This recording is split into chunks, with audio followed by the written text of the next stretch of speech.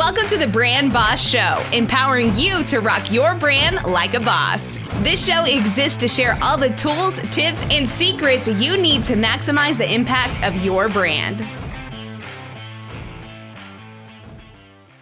Welcome back, Brand Boss. This week, I have a very special treat that I am so excited to share with you.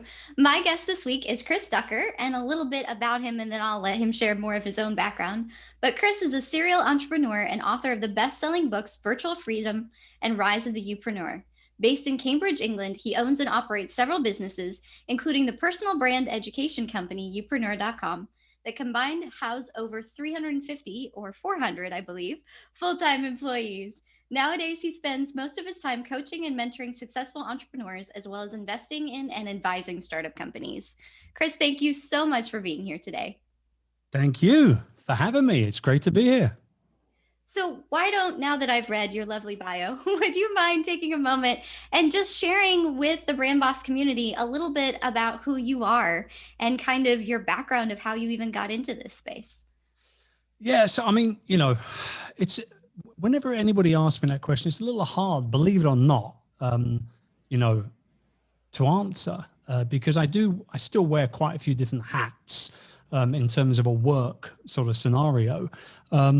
I own and operate several different businesses outright. I have no partners. So I guess I'm a serial entrepreneur when it comes to that. I employ almost 400 people. So I'm a boss as well, and a leader for my folks, my teams.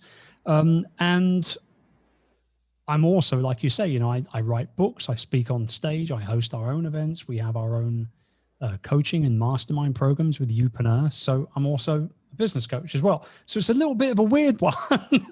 I guess what I do day to day is I help business owners become known in their niches. That's what I focus in on in the work that we do at Youpreneur. I'd say, out of the 4 days that I work each week, I spend probably about 75% of that time working within the Youpreneur realm, right? So our incubator, our round table, which is our very high level mastermind, and the academy, the courses, the master classes, the live events, that kind of stuff. That takes up about 75% of what I do. The other 25% is ultimately just management and ownership meetings, plain simple. So I'll do a weekly meeting with my GM over in the Philippines with both of our companies over there. So that takes up about an hour and a half all in with those two different companies. And then the rest of the time, I try to do as little as possible, if I'm to be honest with you. I sketch.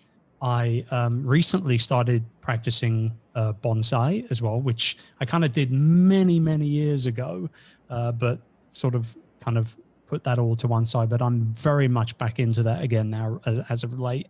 And just spend time with the family. That's me. I love that. And one of the things that we are passionate about here at the Brand Boss Studio and on the Brand Boss Show is this idea of working from rest. Because I know that for me, I lived most of my 40 years of life believing that I had to hustle and grind my way for success, or any sliver of it in anything that I did. And I have really come to discover that it's actually the opposite of that that's true. And I love the way that you model working from rest so beautifully and so intentionally in all of your businesses. It's important because if you're not well rested, particularly as the owner of multiple different businesses, right? So, and they're all very different businesses, by the way, as well. It's not like they're in a similar kind of industry with similar clients. No, not at all.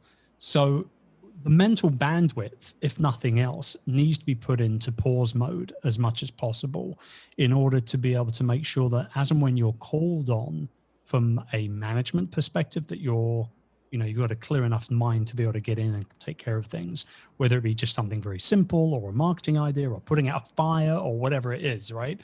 From a coach standpoint, though, I also believe that if you're stressed out and overworked and exhausted, that will very clearly come across to your coaching clients.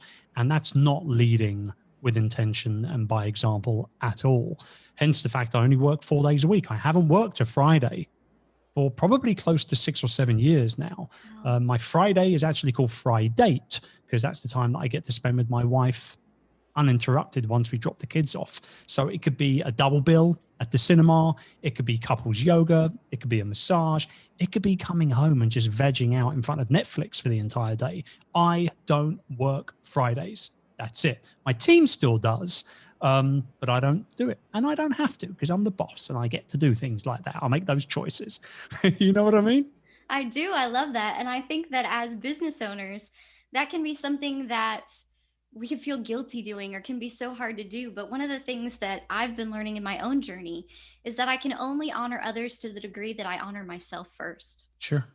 Totally. And so I would say that the fact that you don't work Fridays, I love that you call it a Friday. That's so sweet. And have that time and just even these mindsets, right? Of yes, I work and I love what I do, but what I do is not who I am. No. And I'm going to make sure that I am taking care of who I am in the midst of what I do.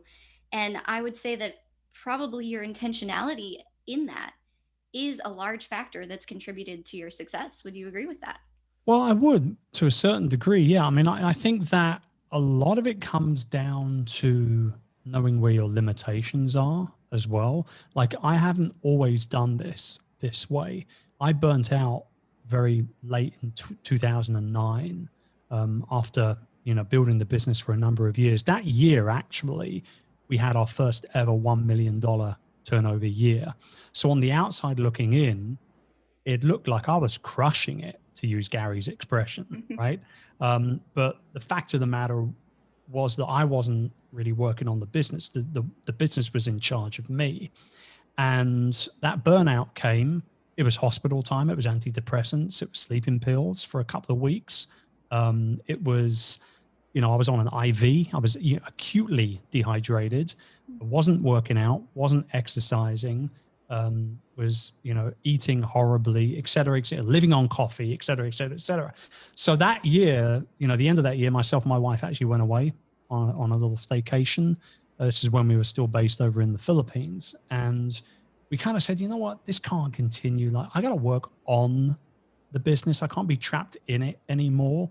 And so throughout the course of 2010, which is when I started to get active online through blogging and podcasting initially, we made this kind of pact that I was going to ultimately fire myself by the end of the year. And we hired 8 people to replace me in 1 year. That's how many hats. I wasn't even just wearing the hats. There were shirts involved, pants, shoes, you name it, right? And so once that kind of came about, and here's the funny thing, not only did I remove myself out of that business, we created another business in the second half of that year because of the fact that I had freed myself up and kind of gotten into this routine of not being relied upon and being that bottleneck for everyone. So rest is really important. And I think also I'm going to be 48 this year, and I've been building businesses, almost 18 years now. I think there comes a time when you have to sort of ask yourself the question, like, how much is enough? Like, how much money do I need? Like, how much of a hustle do I really honestly need to put into this thing?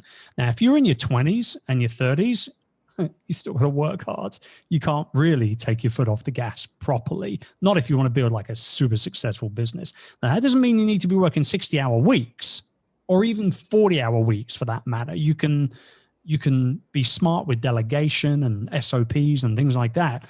But ultimately, when you get, I think, into that midlife sort of scenario, particularly when you've been building businesses for as long as I haven't just been in this for 5 minutes, right? So I'm starting to call my own BS now. Like I don't need to, I don't need to keep up with the big boys and make $5, $6, $7, $8 million a year anymore. I can, be happy with a slither of that and live very comfortably. And that's the focus nowadays, I think there's so much, there's just so much of what you said that's so good. And, working from Rest really is all about a mindset. And so, as you were saying, I didn't expect to go here, but let's just keep going for another minute. Just because it's so powerful. And it's something that I feel like as business owners who want to create impact, right? Who are building what we're building for legacy, whether it's, the organizations that we're giving back to, or for the people on our team or our families, or all of the above, the things that we know that we're put on earth to do, right? It can feel guilty, or it can feel like, well, this isn't the time to take a step back. I should be taking a step forward. But as you Sure. were just saying, it's when you, and thank you for sharing that powerful story, by the way, it's when you really came to the end of yourself and said, no, I'm not going to do this anymore, that not only did it protect you and your family, but it also freed up the brain space and the time and the bandwidth to Yep. launch your second business. So you Yep. became doubly successful as a result of this And intentionality about rest. and also actually, like, within a year, like, it took me 5 years almost to get to that first 7-figure year. We got to our multiple 7-figure year, so 2 mil plus, the next year. Wow. And that was without me working the 60, 70-hour weeks I was before. So it just goes to show you, it comes down to, there was a whole bunch of things that we did. Like, we hired the right people for the right roles. If there were 3 roles, we hired 3 people. We didn't try and find one super staff member that could do all 3, because that doesn't exist anyway. And, it was things like that. And just removement. Like, I used to be copied into so many different emails on a daily basis that I lived, and this is back in the day before I used Gmail, so I'm really showing my age as a business owner here now. Like, I used Outlook, right? Yes. And, you had on the left-hand side of Outlook, you had all the folders, and, you could drag and drop and archive and everything. And it was just like, this is absolute bonkers. This is madness that I'm getting 300, 400, 500 emails a day, and 80% of them, I don't need to be in these things. Like, why is this even happening? So that was one of the first things we did. January 2010, we said, no longer copy Chris into any emails unless you are one of these 6 people or whatever it was. And, it was just like upper management basically. And that freed up like 4 hours a day. Oh, I bet. Right there. It was crazy. So yeah, I think it comes down to prioritization as well. See, even now, from time to time, as much as I love Friday, and I do genuinely, there might be times throughout the course of the week, for one reason or another, where I don't tick everything off my to-do list. 90% of the time I will do. But there are times, sometimes, particularly if we're kind of like getting ready for new training or a launch or something like that, I personally might fall behind, because I might be juggling a little more than I usually do. Fact of the matter is, Friday comes around, I could quite easily work that Friday and catch up, but I don't. I promised myself I wouldn't do it, promised my wife I wouldn't do it. So as much as I sometimes want to do it, I can't do it because I promised myself I wouldn't. And that's priority 101 right there. So yeah, there's a whole bunch of stuff in play here, but at the end of the day, we get to choose the way that we build that legacy and have that impact on people in our world. And if you push yourself too much, and you don't take the time out to do what you need to do, and kind of recharge and recalibrate a little bit, you will burn out. It's not a matter of, if, it's just when, at the end of the day. So true. So speaking of how we get to choose, how we make our impact and our legacy, let's talk about the second business that you launched from this intentionality in this place of rest, and about this idea of personal branding, which I know is something that you're very passionate about, something that I have so enjoyed learning from you about over this year. And one of the things that we were just talking about before we hopped on is I love how your definition of personal branding isn't separate from being a person, right? And so when it comes to this conversation of personal branding, one of the things that has driven me crazy in the past is this idea of people saying you have to build a personal brand. And my argument, or my counter statement, I guess I would say to that, is no, you don't have to build something different than who you are. You have to rock and powerfully show up in the brand you already have, because you are a brand. What would you say to that? Well, I mean, it's like, people say, well, what's your personal brand? And I say, well, it's what people say about you when you're not around, right? So when you're not at that coffee meeting, or when you're not at that business conference or at that dinner party or whatever it is, like when somebody brings up your name, the next sentence out of their mouth or whoever else is around, that's your personal brand. It's basically what you're known for, right? So your reputation is what it is. And I think the thing is, look, the internet is full of these amazing things called buzzwords, right? Authenticity, that's another one. Like, you don't have to worry, oh, I need to become more authentic. No, you don't. You just need to act more like you. Yes. That should be the easiest freaking thing in the world to do. Yes. You are you. You know what I mean? So, that's why I often say, like, you're building the business of you. That's what we call the youpreneur kind of model, is the business of you.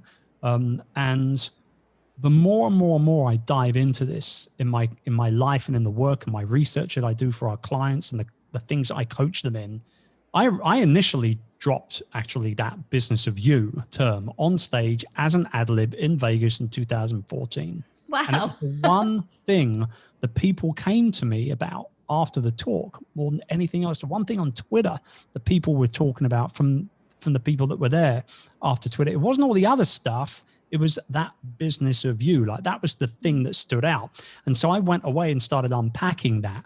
And the build side of it is certainly there. But as you well know, we have that 3-step framework of build, market, monetize. Now, it's not about building your personal brand. It's about building the foundations attached to what you want to be known for, and more specifically, how you're going to monetize, quite frankly, right? So, I agree with you 100%. You are already a personal brand, and you are already authentic. The only difference is that, the internet also opens up the door to a bunch of idiots, pretty much on an hourly basis, and if not a second base by base basis. And the fact is actually that the entry barrier to become an entrepreneur, or to call yourself an influencer or a personal brand or whatever it is, that entry level is like never been any lower because of the internet, quite frankly. And this is why I trademark and register everything I do, because I've had my entire book titles ripped off by people getting onto a Kindle. Oh yeah. Getting onto a Kindle store with like a 50-page book with the exact same title. Sorry, buddy, you're going to get taken down. My lawyers will be in touch. I've had people use the word youpreneur in digital courses, in books, in webinars, a host of things. It's registered. It's a trademark. You're going to lose. Stop being lazy. Just lean into more of what you're all about, and don't try and fast track it by taking my work. Yes. You know what I mean? Oh, so yes. I think, this sort of stuff is really important for people to understand as well at the beginning of their journeys, is that you are actually way more in control of the way you set this thing up than you think you are. Way more in control. And if you think that this is going to be something that you're going to work on for 3, 4, 5, 10, 15 years, more fool you if you don't register trademarks and do things like that as well. Because for every person that does do it right, there's going to be 10 people out there that want to try and just fast track everything. And they're the ones that kind of come and go every minute on the internet. It is what it is. So, I mean, yeah, we're going down a bit of a rabbit hole here. But the fact is that I believe your personal brand ultimately is your uniqueness in regards to your experience, your personality, and the people that you want to serve the most. They're the 3 big things. And the fact that you are showing up, you're being intentional about showing up in that consistently and real, right? Like, I had a conversation with somebody recently who wanted to know if I would be interested to partner with a certain personal branding retreat. And when I looked up the retreat, I no dishonor to this person, but for me, I was thinking, that's not personal branding. That's not my clients at all. Why would you reach out to me? But anyway, in this case, it was a very, very expensive retreat where you would go to Bali for a week and have photos taken of you in swimwear.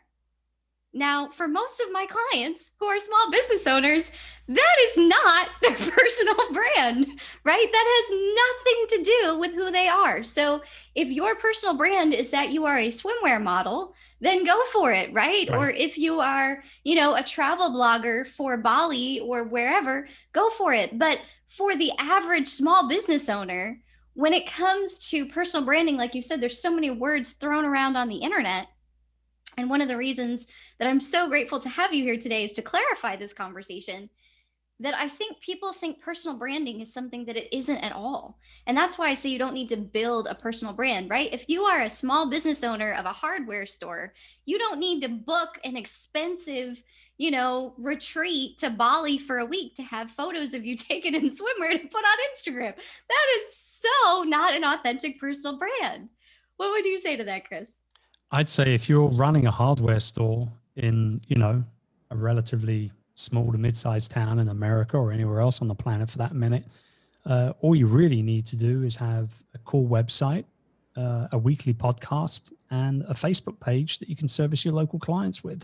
Run some ads, get them onto your email list, email them once a week with your home DIY tips, offer a special deal of the week, record a podcast, include a link to that.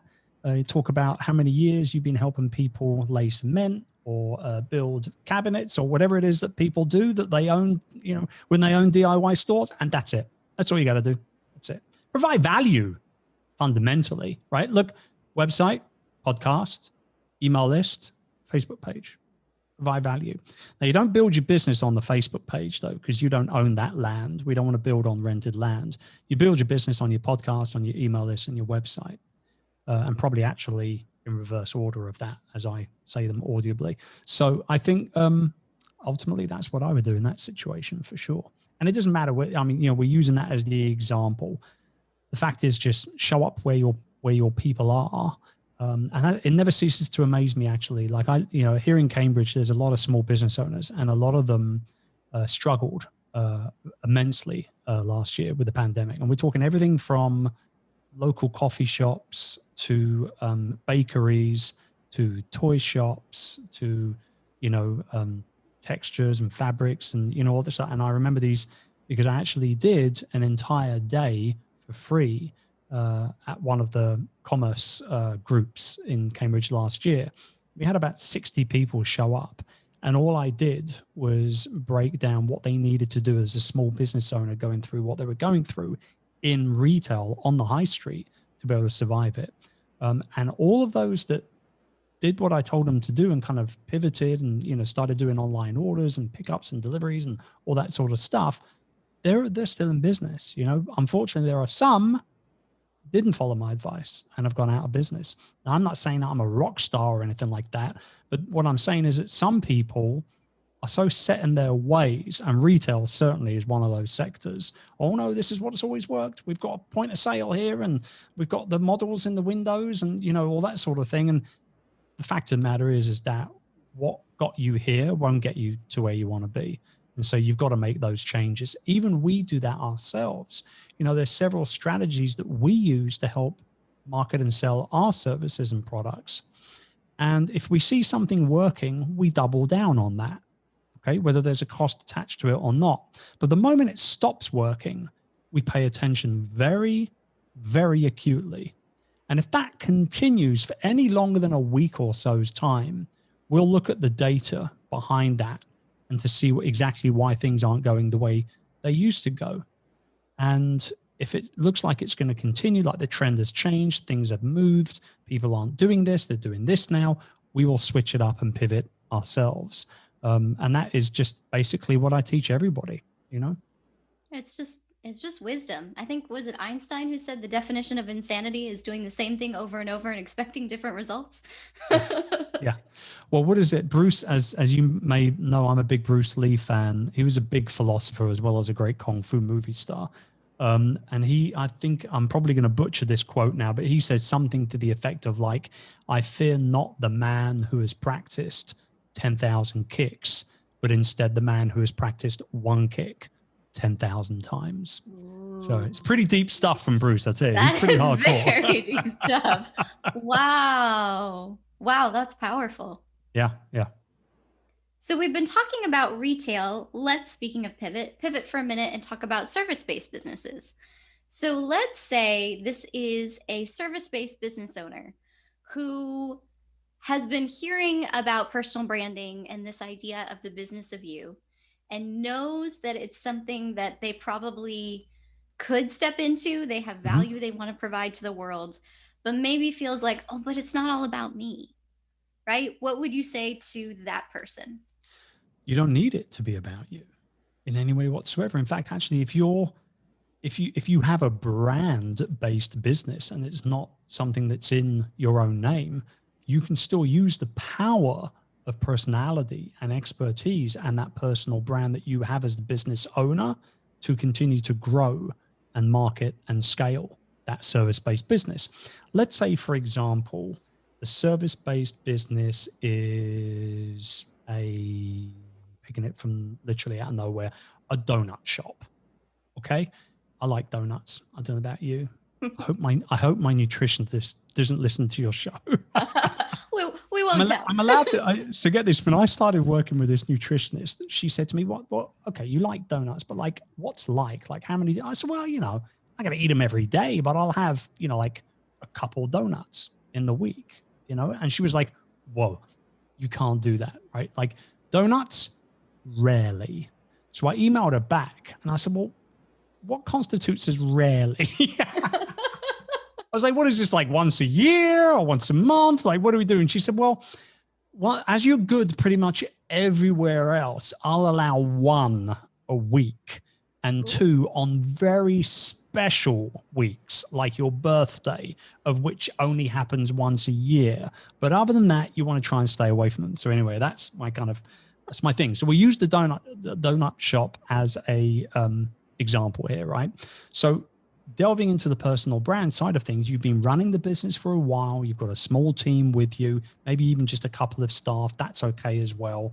But it's your donut shop and you love donuts. The easiest way to be able to show that is to physically show it.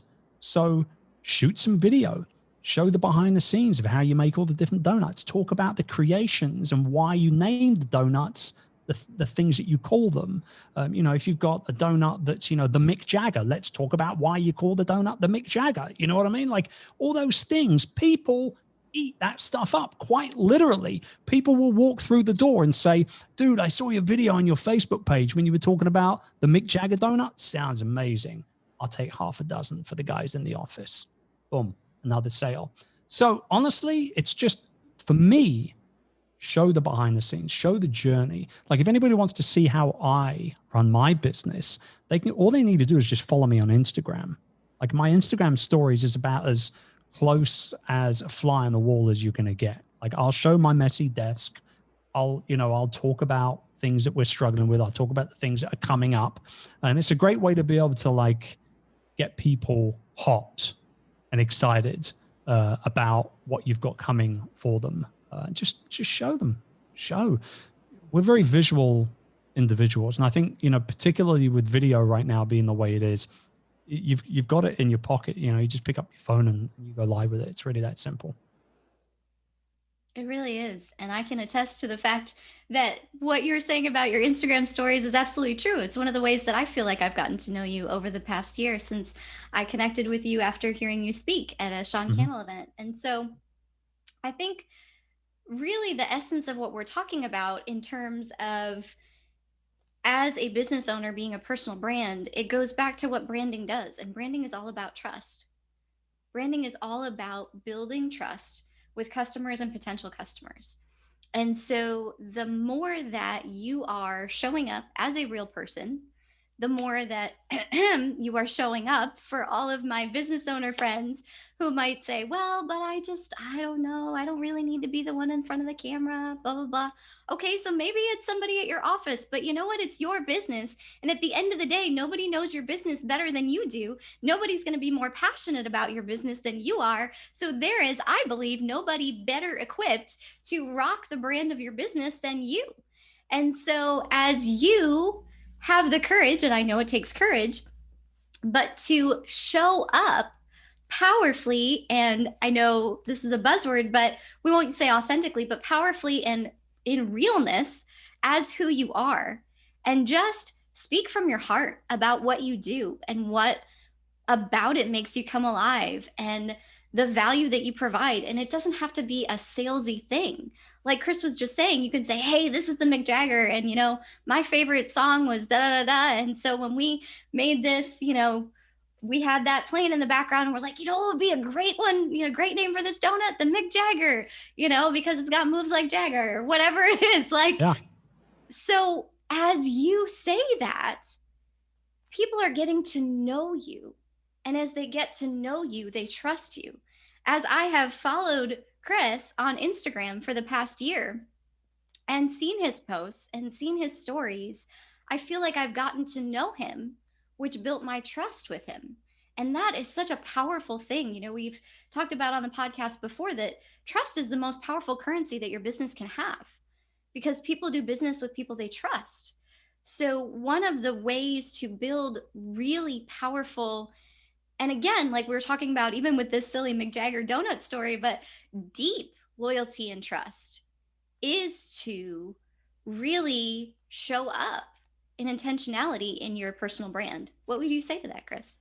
I think you're hitting the nail on the head. I think that the big thing is that a lot of the times we want to be everything to everyone. And that's a capital mistake right there. Like that will fundamentally actually remove money from your bank account before it's even in there, because you can't be everything to everyone. You can't please all the people all the time, right? And that's where the power of niching down comes into play. Like it's not enough to say, well, I'm going to be a health coach. Vanilla, boring, literally, right? But if you come to me and you say, I'm going to be a health coach that works with men who are 40 plus, who are recovering from major surgery, now I know I can make you $1 million. And let's the meat understand? Because people see that, and they say, well, that's a much smaller niche than just being a health coach. But what they don't understand and what they are blind to almost always is that the smaller the market you have, the more specific your customer avatar becomes, the easier your marketing becomes as well, because you can dial in so far into your messaging that when people read your blog, see your social posts, watch your videos, or listen to your podcast, they feel almost like you are talking directly to them. And that is how you build a powerful personal brand business. It's not about being everything to everyone. It's about being somebody special. In fact, actually, it's about being the favorite somebody that they come across to a very small amount of people out there. And that's honestly where the real power comes into play, particularly with the ecosystem, idea that I put in place with the Youpreneur ecosystem, and how we build out a number of different kind of products and services based on where people are on their own journey when they find myself and Youpreneur. Because the analogy I use is like the restaurant analogy, and this is actually based off a true story. Years ago, myself and my wife were in Hong Kong, and a friend of mine who had just visited Hong Kong prior, like a month ago or something, he turned around and said, oh, dude, you got to go to Wan Chai. It's a great little district in Hong Kong. And there's this one restaurant that will blow your mind. It's a little dim sum restaurant. Just drop in. There's no reservations. You just turn up and you'll never have dim sum like it again in your life. I promise. Perfect. So we're more likely, after our own opinions, to believe the opinions of people that we know, love, and trust, right? We've already established this. So thanks, Simon. You got it. So we go ahead and we're in Hong Kong. We go to Wan Chai and we go to this restaurant. We turn up and it's closed. No. Bloody place is bloody closed, right? All day long, I've been drooling thinking about this dim sum, and it's shut for renovations. But here's the thing, and this is where the business lesson comes into play. We didn't go back to our hotel hungry. No. We went to another restaurant because the one we wanted to go into was closed. So it's our job as people building a business around our expertise and our personality, to make sure that no matter where somebody is on their own personal journey, yes, guys, it's not all about you, just so you know, no matter where they are on their journey, when they discover you, your restaurant is open for them and they don't go and eat somewhere else, right? Because they're only going to invest in that one coaching program, or they're only going to buy that one digital course that half of the year, or they're only going to go to that one live in-person event that year or that quarter or whatever it is. And so when they find me, I want to make sure that they're going to be coming into my restaurant and not walking down the street and going having inferior dim sum somewhere else, which, by the way, was exactly what happened. It was terrible. No. Oh, that's terrible. We did actually, we ended up going back to Hong Kong a couple of years later, rocked up to the same spot. It was open, we went in, and yes, it was incredible, just so you want to know. I did want to know. I was going to ask you that in a minute. That is so powerful because, again, I think this comes to one of the things that we talk about is that so many times as business owners, I tell this funny story that I won't go into here for the sake of time, but basically, there was a time that I invited my parents to dinner with me at a friend's house. And the friend said they were serving crab legs. And so my parents expected a meal and were served crab legs, right? And so many times, and it's such a funny story that my family still jokes about it today. What do you want for dinner? Oh, crab legs. Like there was nothing, no salad, no bread, no nothing. It was just crab legs. And so many times I feel like as business owners, if we're not careful, we can do that to our customers and potential customers. This is what we're having. This is what we're serving, you know, and as you said, that means if that part of your menu or your restaurant is closed, then those people are going to go somewhere else. Yep. And now that they've gone somewhere else, they're going to start building loyalty and trust and relationships somewhere else. Yep. And the chance that they're going to come back to your restaurant, unless they have a friend who have told them, you know, it's the best dim sum you're going to have in your life, they're probably not coming back to your restaurant. Or, you know, or they have a bad experience. Maybe they'll come back at some point. But as business owners, do we want to leave all that to chance? No, we don't. And that's why you build the ecosystem. That's why we have at Youpreneur, we have digital courses. We have downloadable masterclasses, which are like 1 hour long on a number of different subjects. We have our in-person live events. We have merchandise. We have books. We have podcasts and videos. We have our coaching programs. We have our high-level mastermind. Like no matter where you are in your journey, like the incubator, for example, gets people up to 6 figures a year. That's the focus, right? We start at 3 to 5 grand a month, 5 to 7K a month, and then 7 to 10K a month, which is basically a 6-figure business over the course of a year. Once you hit then, a lot of people might say, well, I've done it. I go, thanks, Chris. See ya. I'm out. No, that's where the round table comes into play. Now the round table is I'm getting you from 6 to 7 plus. And people in the round table don't stick around for a year because you're not going to go from 100 grand to $1 million in a year. So now I've got people paying me high level amounts of money every single month to continue to be in the masterclass, or rather the mastermind, and continue to be coached from me on an ongoing basis before, you know, right up until when they hit 7 figures and beyond. So you've got to build out that ecosystem if you want to be doing this properly for a number of years. If it's just something that you feel passionate about and it's a high, kind of a side hustle thing or something like that, hey, you know what? Don't make this any harder for yourself. Create a great digital course, build out a couple of funnels, run some ads, test the crap out of it all, see what works well, and then put that bad boy on autopilot and make yourself $1,500 a month doing literally nothing. But if you want to build a great, profitable, worthy business, then you've got to put in the time and the effort, obviously. Yeah, that's so good. Wow. Well, thank you so much for being with us today, Chris. I know we're getting close to time and I want to honor your time. Just thank you for all of the wisdom that you dropped. And, you know, something that I would add to your ecosystem that you didn't mention is, I know I've talked about it before, but is your Instagram. And, you know, there's a lot of people who put content out there just to put content out there. And your content is always very thoughtful. It's always very helpful. It's always very encouraging. So I would definitely add that to your ecosystem, that even if somebody maybe is just getting to know you, that right out of the gate, you're already providing value. And I know you've certainly done that in my life. So thank you. Well, I appreciate you being part of the wider community. It's good to have you with us. And yeah, if anybody that happens to listen in or watch or whatever has any additional questions, just send me a DM. I'll be happy to reply. That's what I was just going to ask you. So I know you have amazing events like the Profitable Personal Brand Bootcamp that I had the honor of participating in. I know you have your amazing roundtable and the incubator and your book and all these amazing resources. Where is the best way for people to connect with you? I mean, if they want to ask a quick question or kind of just touch base or something, probably Instagram is, I mean, it's the one platform where I kind of spend the most time conversing with folks. And I do genuinely, converse and talk with people via the DMs as well as the comment section. So yeah, Instagram at Chris Ducker is the way to go. And if they want to, find out a little bit more and hop on the mailing list, they can just go to chrisducker.com. Everything's over there.